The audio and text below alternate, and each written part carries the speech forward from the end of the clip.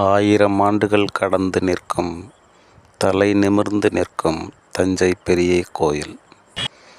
உலக பாரம்பரிய சின்னம், வேர்ல்டு ஹெரிட்டேஜ் சென்டர். இப்படி பலவாறாக புகழப்படக்கூடிய, பாராட்டப்படக்கூடிய தஞ்சை பெரிய கோயில் அப்படின்ற கோயிலினுடைய ரகசியங்கள் என்பது நிறையவே புதைந்து கிடக்கிறது.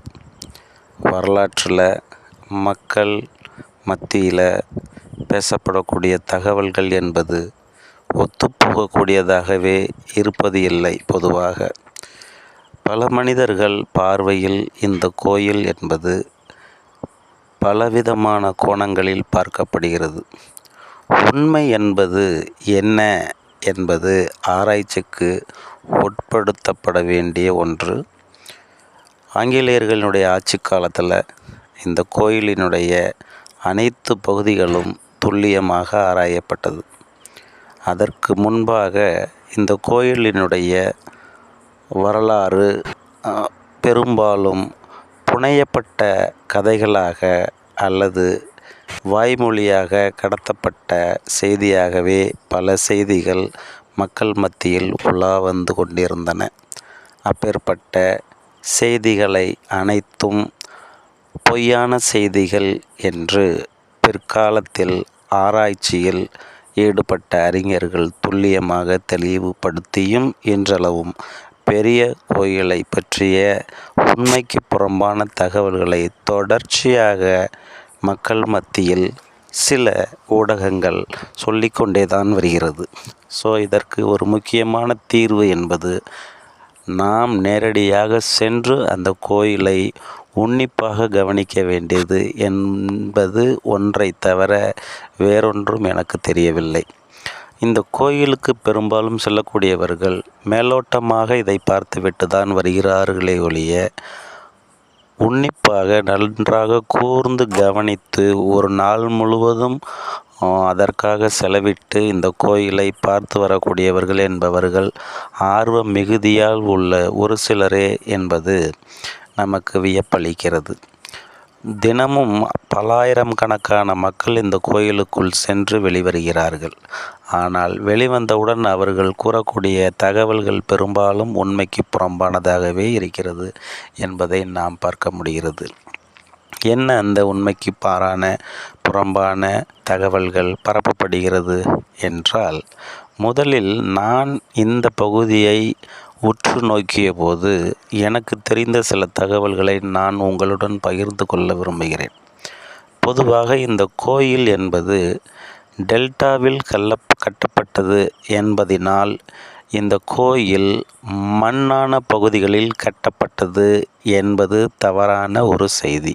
ஏனென்றால் இந்த கோயில் கட்டப்பட்ட பகுதி என்பது ஒரு மென்மையான பாறை அமைப்பை கொண்ட நிலப்பகுதியின் மேல்தான் கட்டப்பட்டுள்ளது என்பதை நமக்கு தெளிவாக காட்டக்கூடிய ப்ரொஃபைல், அதாவது ராக் ப்ரொஃபைல் என்று கூறக்கூடிய அந்த ப்ரொஃபைலை நாம் பார்த்தால் தெரிந்து கொள்ளலாம். இது எப்படி நம்ம தெரிஞ்சுக்கிறது அப்படின்னு பார்த்திங்கன்னா, அந்த பெரிய கோயிலினுடைய தென்கரையில் ஓடக்கூடிய கல்லணை கால்வாய், அதை பார்த்திங்கனாவே தெரிஞ்சு போயிடும். அதாவது அந்த கல்லணை கால்வாய் ஆற்றின் உள்ளே இறங்கி, தண்ணி இல்லாத போது இறங்கி அந்த ஆற்றினுடைய பக்கவாட்டு சுவர்களை பார்த்தீர்களேயானால் அங்கே என்ன மாதிரியான பாறைகள் இருக்கிறது என்பதை நாம் தெரிந்து கொள்ள முடியும். 1. 2. கோயிலை சுற்றிலும் அகழிகள் காணப்படுகிறது. இந்த அகழிகளில் பெரும்பாலும் பார்த்திங்கன்னா இந்த மாதிரியான கடினப்பாறையும் மென்மையான பாறையும் கலந்துதான் காணப்படுகிறது என்பது நமக்கு தெளிவாக தெரியும். சரி, அடுத்த என்னது அப்படின்னு பார்த்தீங்கன்னா, கோயிலினுடைய பின்புறம் சேவப்பநாயக்கன், அதாவது சேப்பநாயக்கன் வாரி என்று சொல்லக்கூடிய ஒரு ஏரி ஒன்று உள்ளது, வாரி. அந்த ஏரியாவில் போய் பார்த்திங்கன்னா இதே மாதிரியான கற்கள் அமைப்பு கொண்டவைகள் காணப்படுகின்றன என்பதை கண்களால் பார்த்து தெரிந்து கொள்ளக்கூடிய சில ஆதாரங்களின் மூலமாக இந்த பகுதியானது கல் பாறைகள் உள்ள மேற்பகுதியில்தான் கட்டமைக்கப்பட்டுள்ளது இந்த கோயில் என்பது தெளிவாக நமக்கு உணர்த்தக்கூடிய தகவல். இது ஒன்று. இரண்டாவது, இதனுடைய கோபுரம் என்பது தரையில் விழுவது இல்லை. அதாவது கலசம் என்பது வெயில் அடிக்கும்போது வெயிலினுடைய சாயல் பட்டு அதனுடைய நிழல் என்பது கீழே விழுவதில்லை என்பது ஒரு தவறான கூற்று. அது விழும் என்பது நாம் நேரடியாக சென்று பார்க்கும் பொழுது அதனை உணர முடிகிறது. இந்த மாதிரியான சில தகவல்கள். இன்னொன்று முக்கியமான ஒரு தகவல் என்னவென்றால், அரசியல்வாதிகள் என்பவர்கள் இந்த கோயிலை பார்த்துவிட்டால் அல்லது இந்த கோயிலை கடந்து சென்று விட்டால் உடனேயே அவர்களுடைய ஆட்சி பறிபோகும் என்பது ஒரு தகவல். இதனாலேயோ என்னவோ தெரியலைங்க, இந்தியாவில் இருக்கக்கூடிய எந்த ஒரு அரசியல் தலைவர்களும் இந்த கோயிலை கிராஸ் பண்ணி கூட போக மாட்டாங்கன்னா பார்த்துக்கங்களேன். அவ்வளோ பயம். ஏதோ ஒரு மர்மமான ஒரு செய்தியை மக்கள் மத்தியில் பரப்பி விட்டிருப்பதனுடைய விளைவு ஒரு தலைவர் கூட இந்த ரோட்டை கிராஸ் பண்ணி கூட, இந்த ராஜாம்பராஸ் மருத்துவமனை இருக்குது இது மாதிரி, அந்த ரோட்டை கிராஸ் பண்ணி கூட ஒருத்தருமே போக மாட்டாங்கன்னா பார்த்துக்கங்க. அவ்வளோ பயம் அல்லது பயமுறுத்தக்கூடிய ஒரு சிவாலயம் இந்த தஞ்சை பெருவுடையார் கோயில் சிவாலயம். அதுக்கு பின்னணியில் என்ன இருக்குது அப்படின்றது ஒன்றும் அந்தளவுக்கு தெரிய வரல. பயம்தான், வேறு ஒன்றும் கிடையாதுங்க. இது அரசாட்சி, அதாவது ஆட்சி செய்யப்பட்ட அரசர்களால் கட்டப்பட்ட இந்த கோயில் என்பதாலோ என்னவோ தெரியவில்லை, அல்லது சோழ பேரரசுகள் பல தடுமாற்றங்களை எல்லாம் சந்தித்தது என்பதாலா என்னவோ என்பதும் தெரியவில்லை. இதனுடைய பின்னணியில் என்ன இருக்கிறது என்பதை ஆராய்ச்சிக்கு உட்படுத்தப்பட வேண்டிய ஒன்று தான். இப்போ நீங்கள் இந்த பார்த்துக்கிட்டு இருக்க இந்த நந்தி என்பது பார்த்திங்கன்னா, ஆந்திராவில் இருக்கக்கூடிய லெபாக்சி அப்படின்னு சொல்லக்கூடிய ஒரு இடத்துல இருக்கக்கூடிய, இந்தியாவிலேயே இருக்கக்கூடிய மிகப்பெரிய ஒரு நந்திக்கு அடுத்தபடியாக உள்ள நந்தி தான் இந்த நந்தி.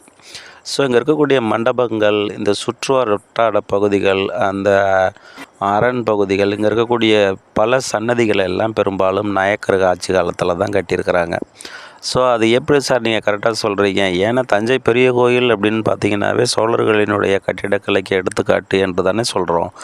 ஆனால் உண்மையிலே பார்த்தீங்கன்னா மெயினான கோபுரம் இருக்கக்கூடிய அல்லது பெருவுடையார் அந்த லிங்கம் இருக்கக்கூடிய பகுதிகள், அதனுடைய முன்பகுதிகள் மட்டும்தான் ராஜராஜன் சோழன் அவர்களால் கட்டப்பட்டவை என்பது அங்கே இருக்கக்கூடிய கல்வெட்டின் மூலமாக தெரிய வருகிறத நம்ம பார்க்குறோம்.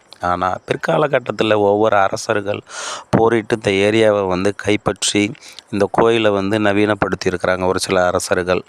ஆனால் பெரும்பான்மையான முஸ்லீம் அரசர்கள் இங்கு படையெடுப்புக்கு வந்த பொழுது இந்த கோயில்கள் தாக்கப்பட்டு உள்ளது என்பதையும் நாம் தெரிந்து கொள்ள முடியும்.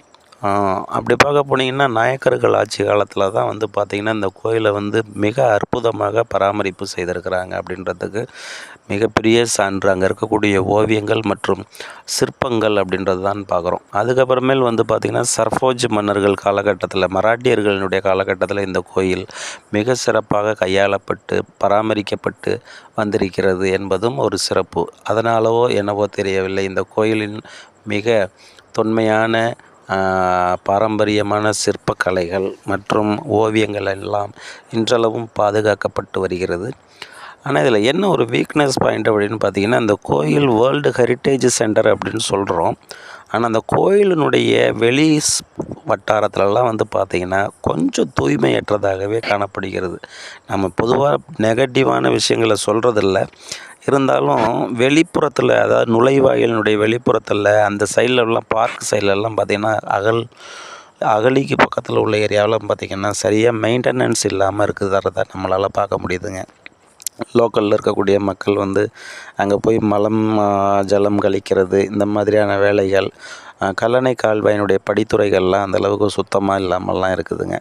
ஸோ இதெல்லாம் வெளிநாட்டிலேருந்து இங்கே வரக்கூடிய மனிதர்கள், மக்கள்கள் இதெல்லாம் பார்க்கும் பொழுது அவர்களுக்கு ஏற்பட்ட ஒரு மிகப்பெரிய கலை பொக்கிஷமான தஞ்சை பெரிய கோயிலை இப்படி பராமரிச்சுட்டு வராங்களே அப்படின்ற ஒரு பார்வை, ஒரு கண்ணோட்டம் எழுந்து விடக்கூடாது என்பதற்காக தான் இது கூறப்படுகிறதே தவிர நெகட்டிவ் அல்லது எதிர்மாறான சிந்தனையோடு இது பேசப்படவில்லை. இது அந்த நிர்வாகம், மாவட்ட நிர்வாகமோ அல்லது அந்த கோயிலை நிர்வாகம் செய்யக்கூடியவர்கள் கவனிக்கப்பட வேண்டிய ஒன்று.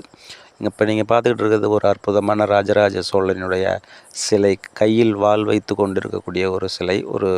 இது பார்த்திங்கன்னா பெரிய கோவிலினுடைய உள்ளர இருக்கக்கூடியது, மெயினான கேம்பஸில் இருக்கக்கூடிய இந்த சிலை துவாரபாலகர்களுடைய சிலை, மிகப்பெரியது, பிரம்மாண்டமான துவாரபாலகர்களுடைய சிலை இப்போ பார்த்துக்கிட்டு இருக்கிறீங்க.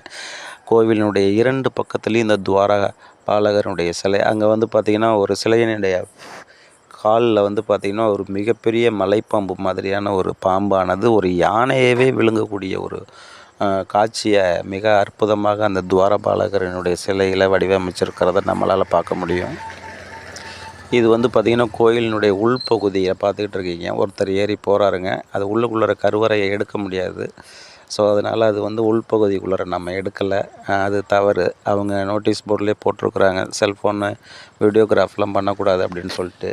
அதனால தான் நம்ம வந்து அதை எடுக்கலை. இதுதான் உள்பகுதியினுடைய முகப்பு தோற்றம். மிக அற்புதமாக இருக்கிறது. அப்படியே பொன்னிறமாக காட்சியளிக்கக்கூடிய அந்த தோற்றங்கள். இப்போ நீங்கள் பார்த்துக்கிட்டு இருக்கிறது வந்து பார்த்திங்கன்னா அந்த துவாரபாலகர்களுடைய சிலை, மற்ற புடைப்புச் சிற்பங்கள் பக்கத்தில் இருக்கக்கூடிய சின்ன சின்ன சிற்பங்கள் எல்லாம் பார்க்குறீங்க. இது எல்லாமே கோயிலினுடைய அடித்தளத்தில் கீழே இருக்கக்கூடிய சிற்பங்கள். இப்போ பார்த்துக்கிட்டு இருக்கிறது மிக அற்புதமான இன்ஸ்கிரிப்ஷன் அப்படின்னு சொல்லக்கூடிய பாறை பொறிப்புகள். ஸோ இந்த கோயிலை பற்றிய முழு தகவல்களும், இந்த கோயில்களுக்கு நன்கொடை அளித்தவர்கள், இந்த கோயிலுக்கு வந்து பால் கொடுத்தவர்கள், இந்த கோயிலுக்கு நெய், வெண்ணெய் இல்லைங்களா, மோர், இந்த மாதிரியான பல உதவிகளை செய்தவர்களை அனைவர்களையும் இந்த கோயிலினுடைய இன்ஸ்கிரிப்ஷன் என்று சொல்லக்கூடிய பொறிப்புகளில், பாறை பொறிப்புகளில் பொறிக்கப்பட்டுள்ளது என்பதை நம்ம பார்க்குறோம். ஸோ இந்த construction, total constructions which is inscriptioned by the constructor architecture. So அது வந்து பார்த்திங்கன்னா தெளிவாகவே தெரியுது. கம்ப்ளீட்டாக வந்து பார்த்திங்கன்னா அந்த இடத்துல வந்து அந்த வளர்ச்சி அடைந்த மொழியான அந்த தமிழ் மொழியினுடைய அடுத்த கட்ட மொழியை தான் நம்ம பார்க்குறோம். ரொம்ப பழமையான மொழிகள் இல்லை இது. ஏற்கனவே ஒரு தடவை சரஸ்வதி மகளில் நம்ம காட்டின அந்த தமிழினுடைய 1ஆம் நூற்றாண்டில் முன்னிலிருந்து வளர்ச்சி அடைந்து வந்த அந்த தமிழ் மொழி தற்பொழுது ராஜராஜ சோழனினால் செதுக்கப்பட்டுள்ள அல்லது பொறிக்கப்பட்டுள்ள தமிழ்மொழி என்பது தற்போது உள்ள தமிழ்மொழியோடு ஒத்துப்போகக்கூடிய தன்மையை நம்ம பார்க்க முடியுது. கொஞ்சம் கவனமாக உட்காந்து பார்த்தோம்னா நம்மளாலேயே அதை படிச்சிட முடியும். அந்த மாதிரியான எழுத்துக்கள் தான் வளர்ச்சி பெற்ற நிலையில் தான் அந்த எழுத்துக்கள்லாம் காணப்படுகிறது அப்படின்னு பார்க்குறோம். கோயிலினுடைய சுற்று வட்டார பகுதிகள் அனைத்து பகுதிகளிலுமே பார்த்திங்கன்னா சிறிய பெரிய சிற்பங்கள், அற்புதமான சிறிய பெரிய சிற்பங்கள் எல்லாம் அங்கு செதுக்கப்பட்டுள்ளது அப்படின்னு பார்க்குறோம். ஸோ மிகப்பெரிய கோபுரம் இது பார்த்திங்கன்னா கோபுரத்தினுடைய தன்மை பாருங்கள், அந்த கலர் அப்படியே மாறாமல் அதை மெயின்டைன் பண்ணிக்கிட்டு இருக்கிறாங்க. ஆக்சுவலாக இதை வந்து எல்லோரும் கண்டிப்பாக வந்து பார்க்கணுங்க. My dear subscriber, kindly subscribe this channel and share this video to every one of your friends and colleagues. Therefore they can get the our videos later uploaded videos may get in our inbox. தயவு செஞ்சு எல்லாருக்கும் இதை share பண்ணுங்கள். நம்ம இந்த கோயில் சம்மந்தமான, கட்டிடக்கலை சம்மந்தமான, ஆர்கிடெக்சர் ரிலேட்டட், ஸ்கல்ப்சர் ரிலேட்டட், சிலைகள் சிற்பங்கள் சம்மந்தமான, ஓவியங்கள் சம்மந்தமான, நம்ம இந்தியாவினுடைய பாரம்பரியமான கலாச்சாரங்கள் சம்மந்தமான வீடியோக்கள் தொடர்ச்சியாக நம்ம சேனலில் போட்டுக்கிட்டே இருப்போம். அனைவரும் கண்டிப்பாக இதை சப்ஸ்கிரைப் பண்ணுங்கள். அப்போ தான் உங்களுக்கு வந்து நம்ம போடக்கூடிய வீடியோக்கள்லாம் வந்து சேரும். இனி வருகாலங்களில் வந்து மிக சிறப்பான செய்திகளோடு ரொம்ப தொன்மையான பழங்கால கோயில்களை பற்றிய சிறப்பு வீடியோக்கள் அனைத்துமே நம்ம சேனலில் வந்து அப்லோட் பண்ணுவோம். தொடர்ச்சியாக நீங்கள் வந்து பார்க்கணும் அப்படின்னம்னா first you should subscribe this channel அப்படின்னு நான் கேட்டுக்கொள்கிறேன். ஸோ இந்த தஞ்சை பெரிய கோயிலினுடைய சிறப்புங்க பாருங்கள், பக்கத்தில் இருக்கக்கூடிய புதிய கட்டமைப்புகள் இது பெரும்பாலும் வந்து பார்த்திங்கன்னா நாயக்கர்கள் ஆட்சி காலகட்டத்தில் தான் பெரும்பாலும் கட்டியிருக்கிறாங்க. ஏன் அப்படின்னு பார்த்திங்கன்னா இங்கே இருக்கக்கூடிய சிற்பங்கள், இங்கே இருக்கக்கூடிய அமைப்புகள் எல்லாத்தையுமே பார்த்திங்கன்னா நாயக்கர் காலத்தினுடைய தன்மையை ஒத்து தான் காணப்படுகிறது. இந்த மெயின் கோபுரத்தில் உள்ளது மட்டும்தான் சோழர்களினுடைய காலகட்டத்தில் ஒத்து போகுது அப்படின்றத நாம் பார்க்குறோம். இதில் யாருக்காவது கருத்து வேறுபாடுகள் இருந்துச்சுன்னா தயவு செஞ்சு கமெண்ட் பாக்ஸில் கமெண்ட் பண்ணுங்கள். I will rectify. நான் வந்து அதை தவற திருத்திக்கிறதுக்கு சரியாக இருக்கிறேன். என்னுடைய தகவல்களின் அடிப்படையில், எனக்கு கிடைத்த, நான் தெரிந்து கொண்ட தகவலின் அடிப்படையில் தான் நான் இப்போ பேசிக்கிட்டு இருக்கேன். இப்போ பார்த்துக்கிட்டு இருக்கிற இந்த ஓவியங்கள் அனைத்துமே வந்து பார்த்திங்கன்னா நாயக்கர் ஆட்சி காலகட்டத்தில் வரையப்பட்ட ஓவியங்கள் அப்படின்னு நான் பார்க்குறோம். பெரும்பாலும் என்ன சொல்கிறாங்கன்னா சோழர்கள் காலகட்டத்தில் வரையப்பட்ட ஓவியங்களின் மீது நாயக்கர்கள் காலகட்டத்தில் ஓவியங்களை வரைஞ்சிருக்கிறாங்க அப்படின்னு சொல்கிறாங்க. ஆக்சுவலாக அது கிடையாது. சுற்றுப்பிரகாரம், சுற்றுச்சுவர்கள் எல்லாமே நாயக்கர்களுடைய ஆட்சி காலகட்டத்தில் எழுப்பப்பட்டது தான் என்பதற்கு தெளிவான ஆதாரங்கள்லாம் நிறையா இருக்குது. அதனால் வந்து சுற்றுச்சுவர்களில் வரையப்பட்ட ஓவியங்கள் பெரும்பாலும் நாயக்கர்கள் காலகட்டத்தில் வரையப்பட்டது தான் என்பது தெளிவாக நமக்கு தெரியுது பார்த்திங்கன்னா. ஸோ இந்த ஓவியங்கள் எல்லாமே இயற்கையாக கிடைக்கக்கூடிய என்ன சொல்கிறது கலர்கள் எல்லாம் பயன்படுத்த இயற்கையான செடி கொடிகள்லேருந்து எடுக்கப்பட்ட கலர்கள் மூலமாக தான் இந்த ஓவியங்கள் அனைத்தும் வரையப்பட்டுள்ளது என்பது நமக்கு தெளிவாக தெரியுது. இன்றளவும் பெரும்பான்மையான ஓவியங்கள் என்ன அழிவடையாமல் இருக்கிறது. ஒரு சில விஷயங்கள் மட்டும்தான் கீழ்ப்பகுதியில் மட்டும்தான் அது சிதைந்து காணப்படுகிறது. ஸோ அதை இப்போ சரி செய்யக்கூடிய வேலைகளில் அங்கே நிர்வாகம் செயல்பட்டு கொண்டிருக்கிறது என்பதையெல்லாம் நம்ம பார்க்க முடிகிறதுங்க. பல்லாயிரக்கணக்கான பார்வையாளர்களை தினமும் தன்னகத்தை ஈர்த்து கொண்டிருக்கக்கூடிய இந்த தஞ்சை பெரிய கோயில் என்பது பிற்காலகட்டத்திலும் இன்னும் ஆயிரம் ஆண்டுகளுக்கு பிற்பட்ட மனிதர்கள் எல்லாம் பார்க்கக்கூடிய அளவிற்கு இதனுடைய பராமரிப்பு என்பது மேம்படுத்த வேண்டும் என்பது தான் நம்மளுடைய கோரிக்கை. சுத்தமாக வைத்திருக்க வேண்டியது நமதனுடைய கடமை. ஸோ மாவட்ட நிர்வாகமானது கோயிலை சுற்றிலும் சுத்தமாக வைப்பதற்கான தூய்மை பணிகளை மேற்கொள்ள வேண்டும் என்பதை நாம் இந்த வீடியோ மூலமாக கேட்டுக்கொள்ள கடமைப்பட்டிருக்கிறேன்.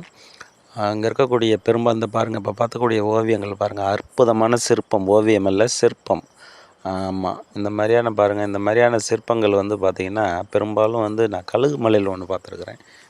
அதே மாதிரி இதில் ஒன்று பார்த்துருக்குறேங்க, குடுமியான் மலையில் பார்த்துருக்குறேங்க. இந்த மாதிரியான சிற்பங்கள் பெரும்பான்மையான சிற்பங்கள் பெரும்பான்மையான தமிழ் கோயில்களில் இருக்கக்கூடிய சிற்பங்களோடு ஒத்துப்போகிறது என்பதை என்னால் கவனிக்க முடிகிறது. நான் இப்போ போய் சுற்றிட்டு வரக்கூடிய கோயில்களில் இருக்கக்கூடிய சிற்பங்கள் பெரும்பாலும் இங்கே இருக்கக்கூடிய சிற்பங்களோடு ஒத்துப்போகிறது என்பதை பார்க்கும் பொழுதே தெரிகிறது. த சிமிலாரிட்டி பாருங்கள், அற்புதமான ஒரு அமைப்பு. இது எல்லாமே நாயக்கர்களுக்கான பாணி தான் இது. ஸோ இதை வச்சு இந்த கட்டிடக்கலை அமைப்பு வச்சு நம்ம சொல்கிறது தான் ஒழிய வேறு ஒன்றும் இல்லை. நாம் சோழர்களினுடைய கட்டிடக்கலையை மறைத்து நாயக்கர்களினுடைய கட்டிடக்கலையை கூற வேண்டும் என்பதற்காக கூறுவது இல்லை. இதில் ஏதாவது கருத்து வேறுபாடுகள் வியூவர்ஸ்க்கு அல்லது பார்வையாளர்களுக்கு இருக்குமே ஆனால் கமெண்ட் பாக்ஸில் கமெண்ட் பண்ணுங்கள், ஆதாரபூர்வமாக கமெண்ட் பண்ணுங்கள், ஏற்றுக்கொள்வோம். நான் தவறான தகவல்களை இந்த வீடியோவிலலாம் பதிவு பண்ணலை. அதே மாதிரி யாரும் தவறான தகவல்கள் பதிவிட வேண்டாம்.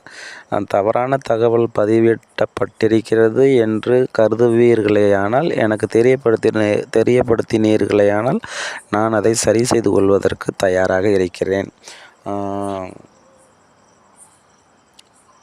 So my dear viewers, kindly subscribe this channel and share this video to everyone of your friends. இங்கே கட்டப்பட்டிருக்கக்கூடிய அங்கே பாருங்கள், இது லேட்டரைட் ராக் அப்படின்னு சொல்லக்கூடிய ஒரு தேன்குட்டு பாறை அப்படின்னு சொல்லுவாங்க. அந்த கல்லில் தான் நாயக்கர்கள் ஆட்சி காலகட்டத்தில் சுற்றுச்சுவரெலாம் கட்டியிருக்கிறாங்க. இது பெரும்பாலும் புதுக்கோட்டை மாவட்டம், இது தஞ்சாவூர், வல்லம் இந்த மாதிரியான பகுதிகளில் இந்த தேன்குட்டு பாறையானது அதிக அளவு கிடைக்கிறது அப்படின்றத நம்ம பார்க்க முடியும். இங்கே இருக்கக்கூடிய உள்ளே கட்டக்கூடிய கற்கள் எல்லாமே, கோயில் கட்டுமான கற்கள் எல்லாமே பெரும்பாலும் கொடும்பாலூர், புதுக்கோட்டை மாவட்டத்தில் இருக்க கொடும்பாலூர் மற்றும் நார்த்தாமலை போன்ற பகுதிகளிலிருந்து கொண்டு வரப்பட்டுள்ளது என்பதும் நமக்கு தெரிய வருகிறது. நன்றி, வாழ்க வளமுடன்.